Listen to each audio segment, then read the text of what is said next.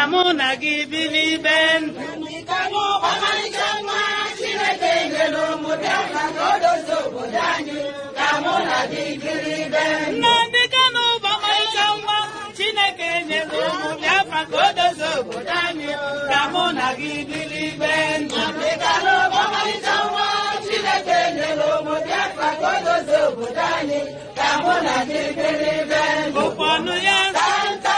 Ijukwu ya Santa. Omume ya Santa. Bureni ya komputa. Uponu ya Santa. Ijukwu ya Santa.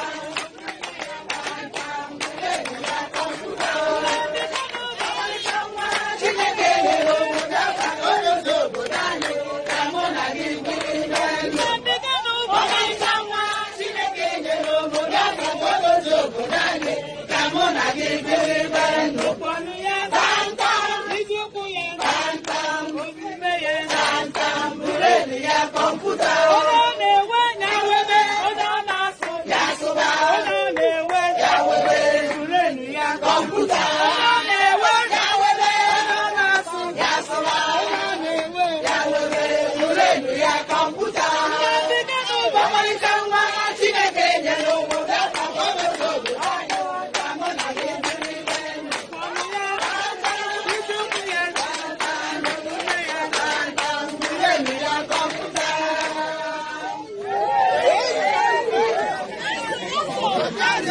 Abi abi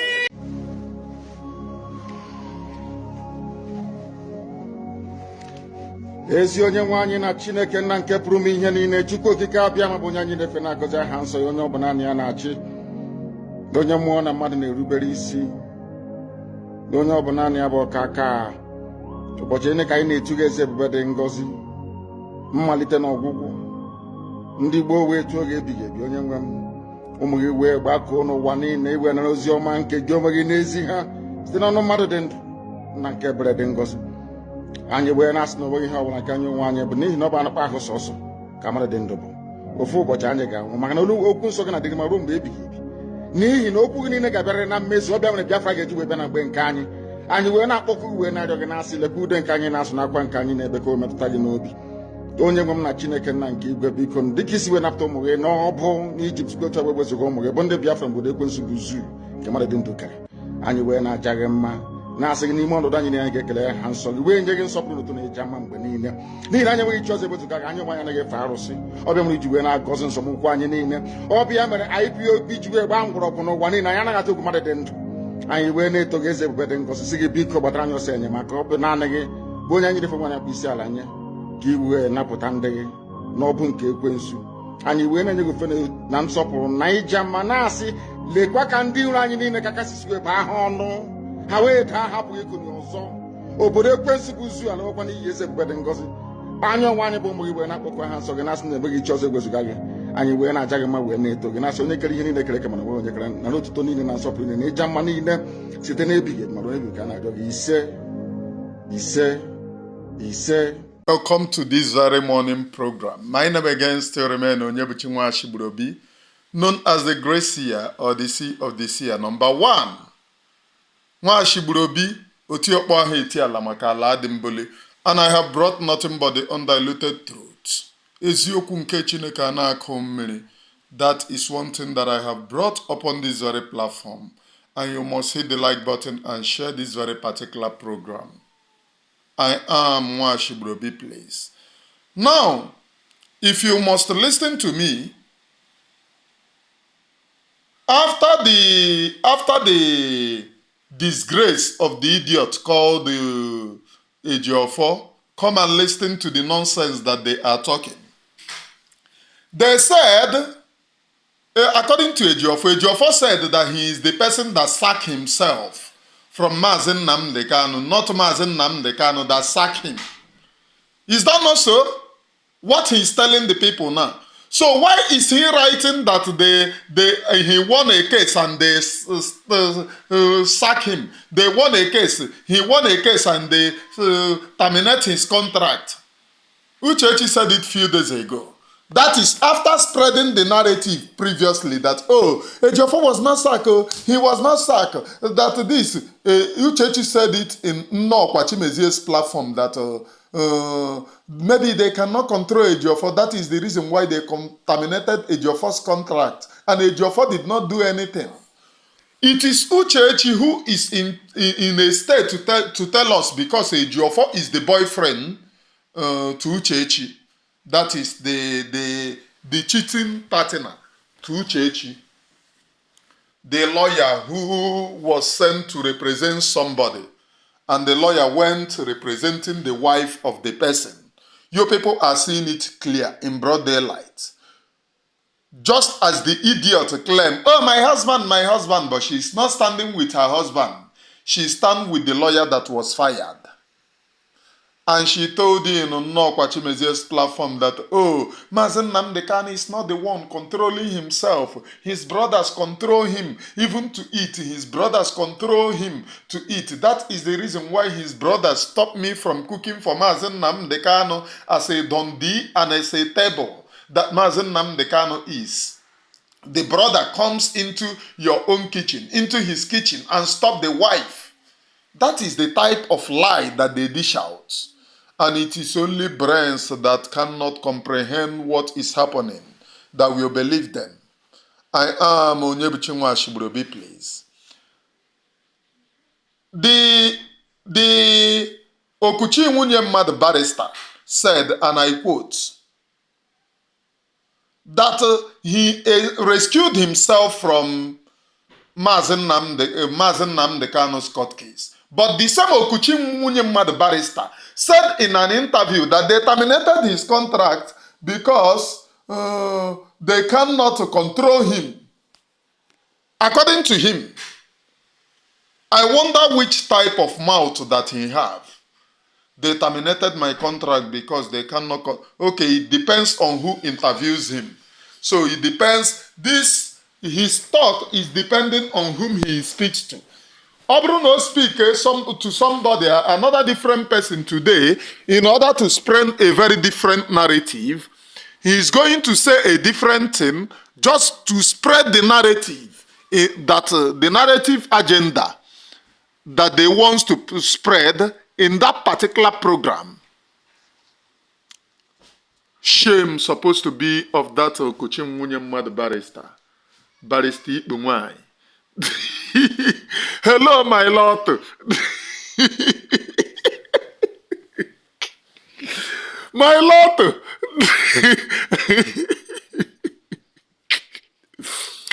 According to section 1, subsection 2 of Uchechi,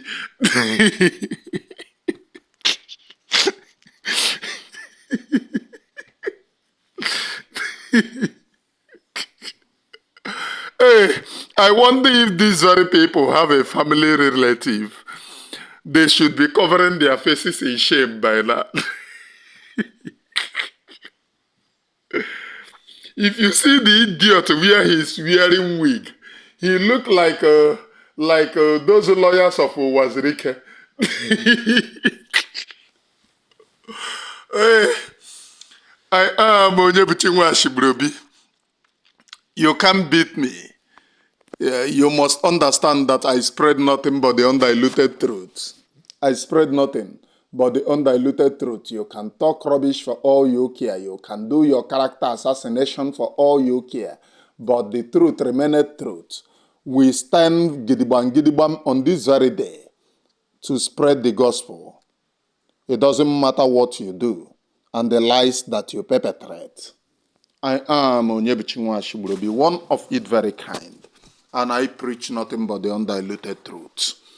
Now, please look, pay very close attention. My Lord barrister, that is the barrister Chajambel, nke ude gbara ọkụ n'ihu, who told you people, oh, I am a lawyer, doesn't know that the IPOB that he claims to defend, that a sack somebody who is sacked, does not sack his leader. Somebody that was hired by his leader cannot sack his leader, especially when the code of conduct of that particular organization said that it is only him who hires and fires, not any other person. He said that he rescued himself from Mazen Nnamdi Kanu's court case. And my Lord barrister, doesn't know that he is not supposed to dabble into IPOB's case, especially when he is on social media writing jargons. I went to rescue IPOB and you are being sacked. What concerns you in IPOB? And he doesn't even rescue even a chicken. He doesn't rescue. All those I rescued is propaganda to carry narrative and spread the narrative that they want. The narrative controlled by Uche Nwabingo, Elias Akuna, the Kuje SDOS, Ndi Kwechiri, Chike Dozie, don't go anywhere, Kwechiri. Just announce that you have a national broadcast, Kwechiri. Aye Kwechi. Olaku yeshi Kwechi gide Chike Dozie gang on happy abafu ishie. Switzerland doesn't play with forgery. Okwanga. Omaklinga like this no for forgery. On happy abafu ishie. Chonyo so kwakai Kwechiri. Chike Dozie, you are in Switzerland, Kwechiri. Nga? Kwechiri? And your paper can be withdrawn. Anapogi your paper. Kwechiri? Ihronge gachananga.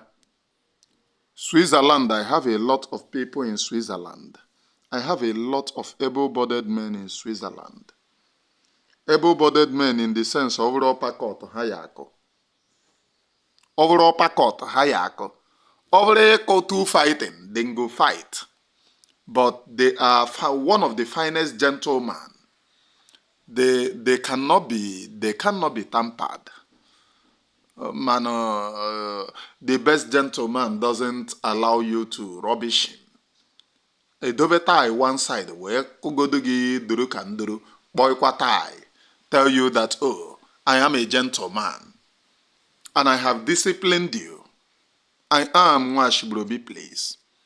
So the barrister that they said, oh, this barrister is one of the best barrister, does not know that paragraph 2 of IPOB, which he claims to be lawyer for, said that Chike Dozie doesn't fire anybody and he doesn't hire anybody. He is just a department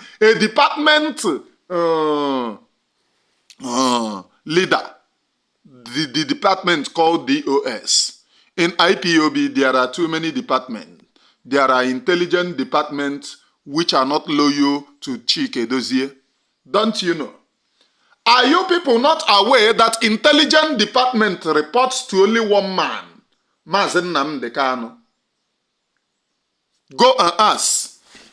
Intelligent department, the M branch, does not report to the Umuokoko called the DOS.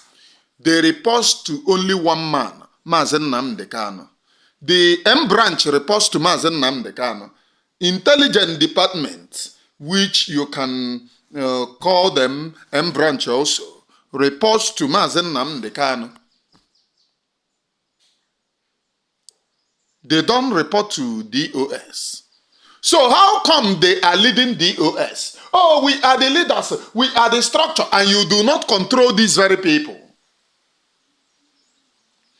Are you not aware that this very struggle, let me kantiwaru na aki oyibo nsogbe, enemy reports to only one man, which is the general on the field. Then, I don't know about now, reports to only one man, Mazen Nnamdi Kanu, does not report to DOS. Why? I'm asking you people, why? But the idiots are saying, oh, we control the movement. Mazen Nnamdi Kanu doesn't know anything. It is you that does not know anything. Because Mazen Nnamdi Kanu is a Jesse Ogu. Everyone reports to his table. Are you not aware? Anyway, it is only those who can lie to their future. You know, they lie very well. They lie very well. Oh, Mazen Nnamdi Kanu cannot control us. He's under DOS. Under DOS. M branch. Does it report to the SDO? I mean, the DOS, even the present DOS, no? They all report to Mazen Nnamdi Kanu, one person. One person. You see, there is something that if the criminal who calls himself barrister comes to rubbish himself, especially when these idiots are even indicting him the more, saying, oh, IPOB reaffirm the appointment of the charge and bail barrister. And they said the indigenous people of Biafra, IPOB. When they use that abbreviation, the indigenous people of Biafra, you can call your group Recandalize or Scandinavia group. It doesn't concern us. But once you use that abbreviation, the indigenous people of Biafra, that is a fraud on its own. Because you were appointed, and in the group that you are appointed, you said that you will restructuralize the group. Restructuralizing the group, you start from amendment of the Constitution. Is that not so? It will start from the amendment of the Constitution. And who is to sit and amend it? The leader who appointed you and hired you will sit, because he is the only one who hired and fires anybody. But the charge and bail lawyer said, oh, they are spreading, oh, we are reaffirming the appointment of Ejiofor. And the man told you that he is able barrister. The barrister that could have, released Mazen Nnamdi Kanu from his case. Able barrister, my foot, that doesn't even know the constitution of the organization which he said he is protecting. Oye gentleman argue with a senior lawyer na.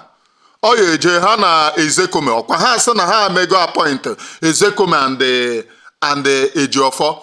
Ha je na court na je me argue. Anyway, Nigerian court is always the same. If it is in a very well restructured, well recognized country, in the sense that they recognize their law, these idiots would be in prison by now. They would be in prison. Because all the nonsense that they are writing, we can see it. Now, I saw the nonsense that Nneakwuna Chimezie wrote on her page. Oh, if the lawyers of Mazen Nnamdi Kanu, if the handlers of Mazen Nnamdi Kanu are going the former late Muhammadu Buhari, or is there anything that they want to tell us? Because when we started hearing presidency was when late Muhammadu Buhari died in 2017. Throughout the time that he left office, have you had any presidency? I'm asking all of you, did you hear any presidency? Have it happened in any government in Nigeria you hear presidency? What you will be hearing is the president said. President said. Now they will say Tinubu said. Why don't they use the same presidency? Because the person that is leading is alive, even though that he is semi-alive. Even though that Tinubu is semi-alive, what we know is that he is doing push and start. They can push him. Oh, president, wait for them. Wave. Oh, don't fall, don't fall. They use President Tinubu said, even though that he is illegitimate president of Nigeria. We have reaffirmed that that contraption called Nigeria needed to be changed. Are you listening to me? Now let me tell you people what they want to argue. One of the nonsense that they want to argue is that a referendum is not in the constitution of Nigeria. But Mazen Nnamdi Kanu said that they should conduct a referendum, thereby abusing the Nigerian law. But the same man have been overthrown, and he says that only him can hire and fire. Put this in mind and write it down. I'm just giving you what the nonsense that I have heard in their distance. So let me go back to Nneakwuna Chimezie. Nneakwuna Chimezie said that the handlers of Mazen Nnamdi Kanu should concentrate the time that they are using to fight Nneakwuna Chimezie and make sure that they release Mazen Nnamdi Kanu. Number one, nobody is fighting you. It is you that is fighting your own self. Nobody or whosoever that is fighting Nneakwuna Chimezie, listen to me. It is Nneakwuna Chimezie who is fighting her own self. Are you listening to me? Nneakwuna Chimezie said that Nayoma ebe nwa 18 years Mazen Nnamdi Kanu tụbara ime. Ikensi Uruagụ said is 17 years. Nneakwuna Chimezie upgraded the person to 18 years. No problem. Even though that others are saying 17 years, she upgraded the person to 18 years, which is the person is not a small child anymore. She said that she have gone to where Mazen Nnamdi Kanu bought house for the person. And before they kidnapped Mazen Nnamdi Kanu said, anybody who knows anywhere that I have property should be able to come to court to prove it. And Nneakwuna Chimezie have been called to court. So she should go there and prove Mazen Nnamdi Kanu wrong. Is that not so? She should go there and prove Mazen Nnamdi Kanu, oh, you are wrong. This is the property which you acquired. So she is now crying, oh, Mazen Nnamdi Kanu, the handlers. It is not the handlers. You saw Mazen Nnamdi Kanu in the court speaking. Oh, you said he did not put his own defense. Now Mazen Nnamdi Kanu is calling you to come and put your own defense. You are saying, oh, the handlers are against you. The handlers, it is Mazen Nnamdi Kanu, not the handlers. It is Mazen Nnamdi Kanu because they have been told, oh, if you fight him direct, people are going to fight you. Let us fight him in prosy. So that people that doesn't have brain, those of them that have the spirit of Ifajono, the spirit of Ikensi Uruagụ,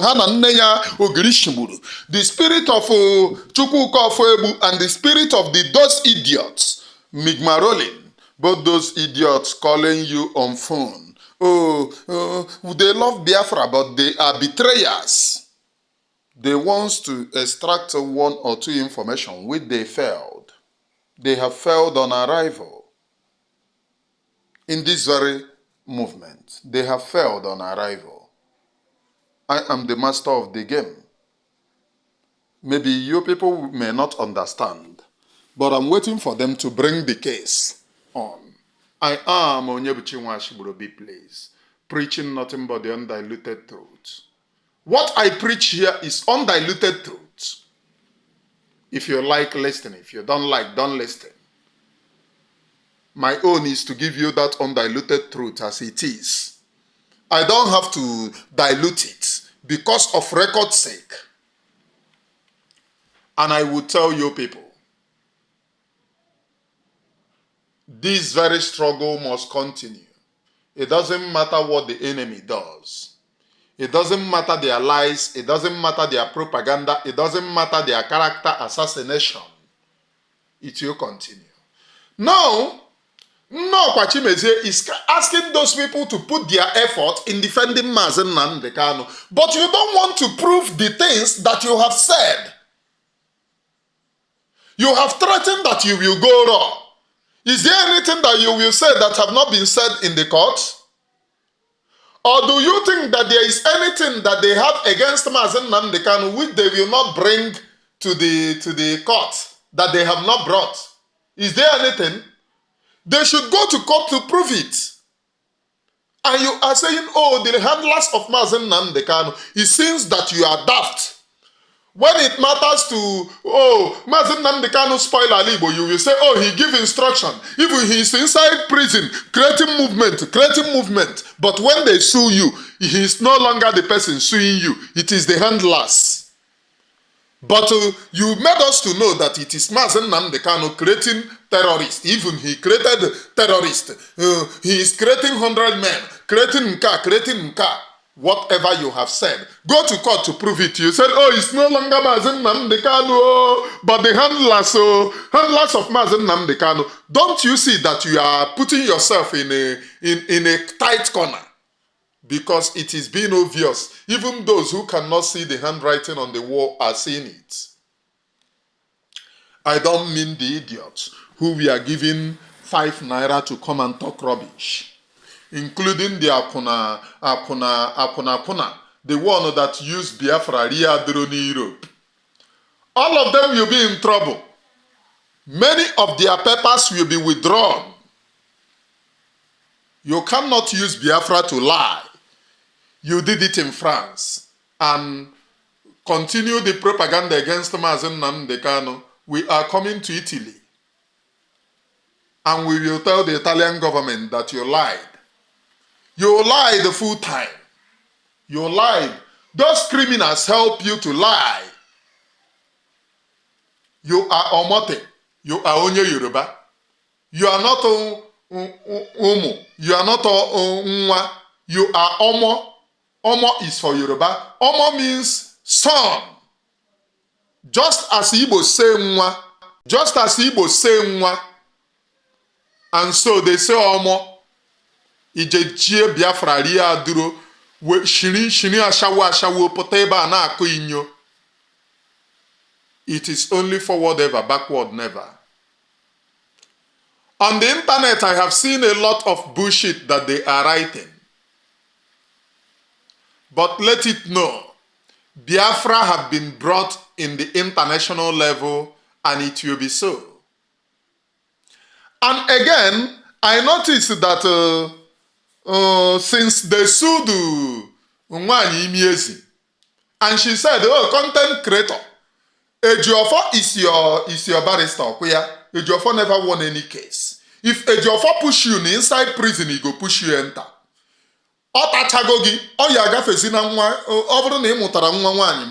Unfortunately, asana ihe ijibu dimpi. Okay, dimpa 6 ofu nwanyi. Dimpa 6 ofu nwanyi, according to them, almost 7. So you ya gafezi na bo push rigi push ba prison. Ya taba nwa gi. O jide nwa gi tasa ya. Ota yi oba kona. Because he is a very corrupt idiot. A very corrupt and anyhow charge and bail lawyer. Ota nwa gi, otapu ya komatoshe n'ishi. I am onyebuchi nwa ashibrobi. And you must listen to the truth. Are you hearing me? Now, I heard that since they charged the Nneakwuna Chimezie, that one is using idea to bring Yambaba into it. Oh, Yambaba have said more than what I have said. I heard Yambaba have said what I have said, more than what I have said. Why is it that they are not suing him? On a Chondine court issue. Very soon, Yam Baba or Young Kote Comedy will soon enter the issue because that guy have proven to be Judas Iscariot. Right from the time, I don't know the reason why I never loved him. I never. I never loved that idiot. But that is not where I have come for. But looking for people. Oh, this person said this. This person said this. They should join me. Did they push you to say what you have said? Did they push you?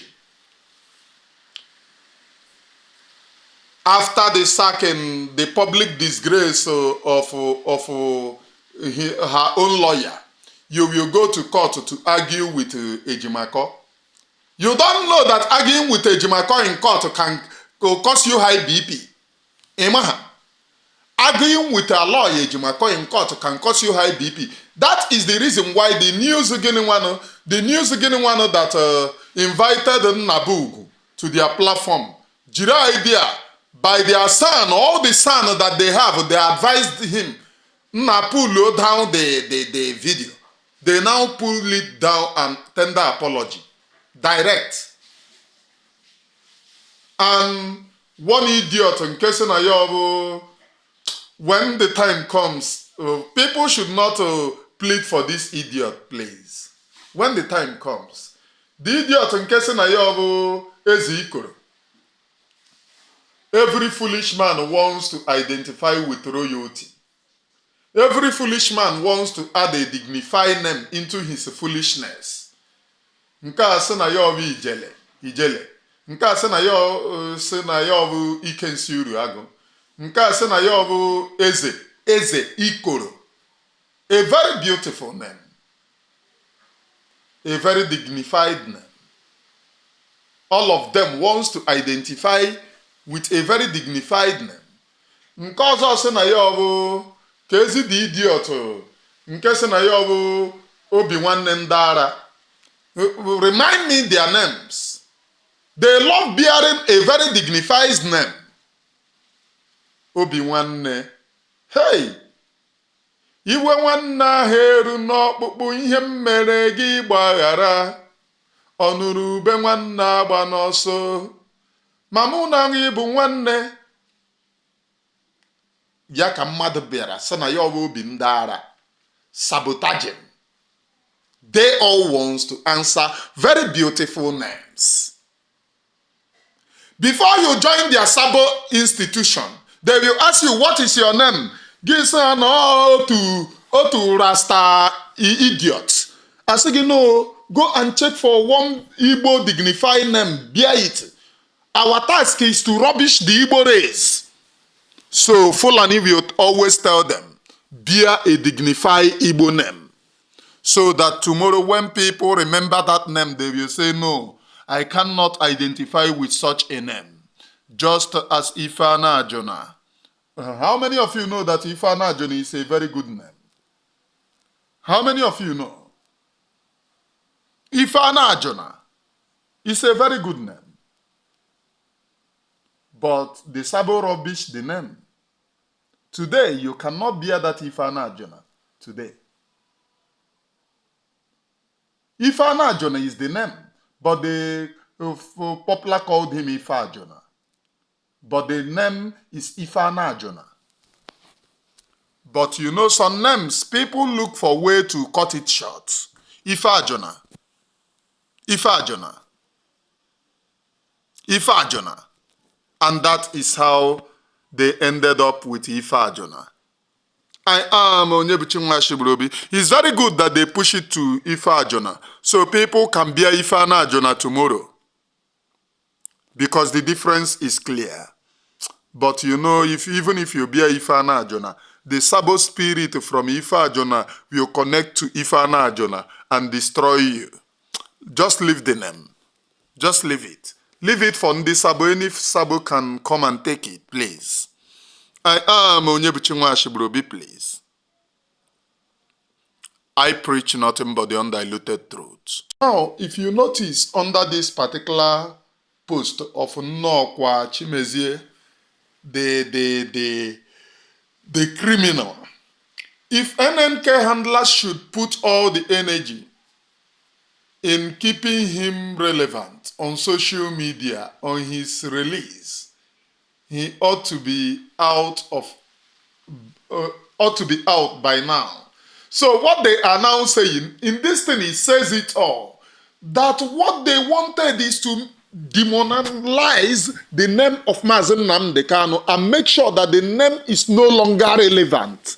So people are now making the same name relevant. That is her confession here.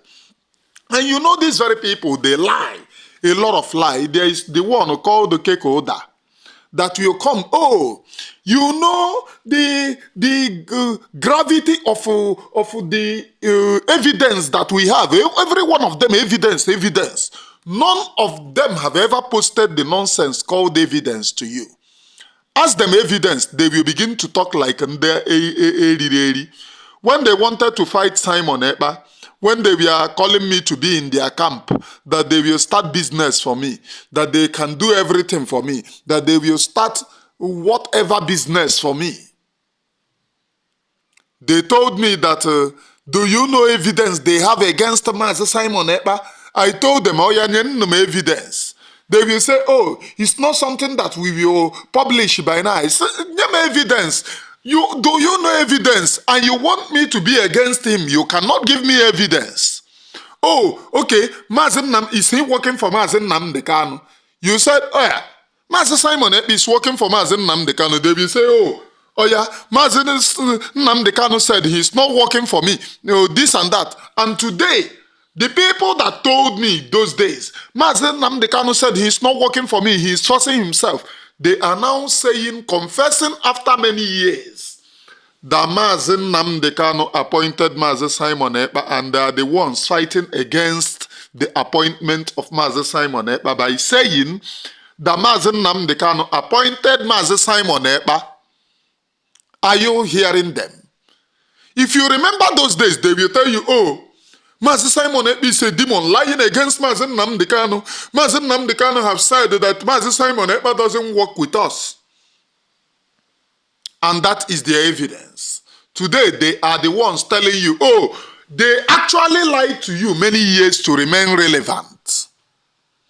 If a lawyer that they said, oh, that lawyer is the best lawyer to defend Mazen Nnamdi Kanu can go as far as defending the ex-criminal gangsters. If a lawyer doesn't know the code of conduct of an organization he said he is defending, that means that lawyer is a criminal. And he should go and argue with a lawyer. A lawyer that bring, what are they calling it? Extraordinary rendition. Ejiofor said, I have not had this before. Why are you saying extraordinary rendition? Talking rubbish. And today, what happened? We need to be sincere when we speak, please. Because posterity is the only thing that laughs at us. Posterity stares us at the face. Once you lie, once you decide to lie against yourself, once you decide to deceive yourself, you cannot beat this posterity, because once posterity come knocking, you might get yourself to blame. I am Onyebuchinwa Ashibrobi place, one of it very kind, and I always preach nothing but the undiluted truth. One of the guy, I heard that Ikensi Uruago have left South Africa. He is now in Ghana. But they should tell me where he is in Ghana, please. You know, when he is in South Africa, I heard that he escaped. He is staying very close to us here in Ghana. Ihe need the very na Ghana. Ka inye ya a peaceful, a lovely here of our own people. Because you cannot support the Nigerian terrorists and run to Ghana to stay. You must go to Nigeria. Yes, you must live in Nigeria. You support Nigeria. It's such a wonderful nation to you. Why are you running to Ghana? You left South Africa, but from South Africa, Baga Ghana. Tell us where he is living in Ghana, please. He should be able to be man enough to tell us he have a born on Ghana. Kaiga Ghana Gaga Keleya. My own Vato Ponkota Koregoshi or Kohape Edicator Yaro. I am Onyebuchinwa Ashibrobi, please. I am born on this Ghana. I mean, Nadak Ghana. Kaigaga Keleya. I am Onyebuchinwa Ashibrobi. I preach nothing but the undiluted truth. I preach nothing but the undiluted truth. Now, people from Italy have started speaking up. That is after chasing the idiot Keke Ụda away. I heard the voice of the idiot saying, I don't know if the present Italian national coordinator, knows the type of hefty information they have against Mazen Nnamdi Kanu, and one of them have exposed him, saying if you hear hefty information, run, because if you meet him, he will not give you any. That there was a time that they pushed him to run propaganda against our lawyer Ejiofor. They have sold the struggle, and he asked for evidence. None of them. Evidence turn or equal. Once you ask them of evidence, it turns to equal. They will query you. You don't hear what we are saying. He's a criminal. It's not as if I'm not hearing what you are saying. Now I'm here with you. Show me the evidence so that I can see it and then call them criminal. I said it on Radio Biafra, so you don't hear it. No, I am here with you. Show me the evidence. And at the end of the day, let me see the straight face of the wife snatcher claiming to be IPOB lawyer. Time has finished. From me from here, from the temple of the Gracia. It is good morning, please.